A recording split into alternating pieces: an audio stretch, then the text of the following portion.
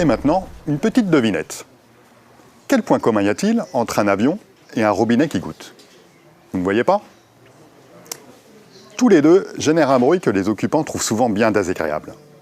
Voyons ensemble les différents types de bruits qui se propagent dans un bâtiment, mais surtout, comment les atténuer.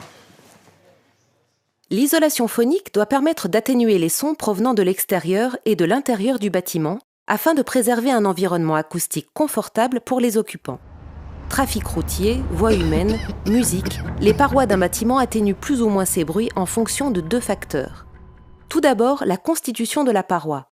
Une paroi composée de 2 matériaux séparés par un amortisseur, qui peut être de l'air ou un isolant acoustique, est particulièrement efficace pour limiter la propagation sonore. C'est le cas d'une cloison en plaque de plâtre sur ossature métallique ou d'une contre-cloison maçonnée. On note généralement que le pouvoir d'isolation phonique des isolants souples tels que la laine de verre et la fibre de bois est bien supérieur à celui des isolants rigides tels que le polystyrène et le polyuréthane.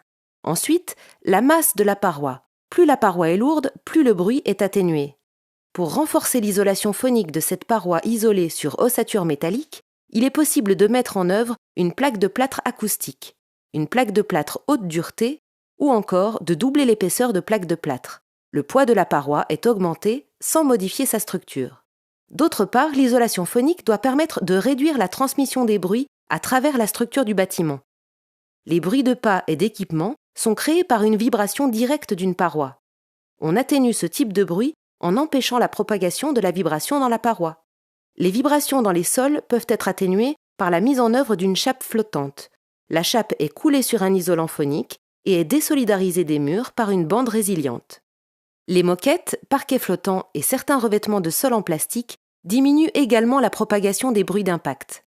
L'électroménager, les chaudières et les caissons de ventilation sont des équipements qui peuvent être bruyants et susceptibles de générer des vibrations. Ces équipements doivent être posés sur des supports anti-vibratiles ou être fixés à des parois lourdes par des colliers ou autres dispositifs anti-vibratiles. Si nécessaire, un capot isolant peut aussi être réalisé.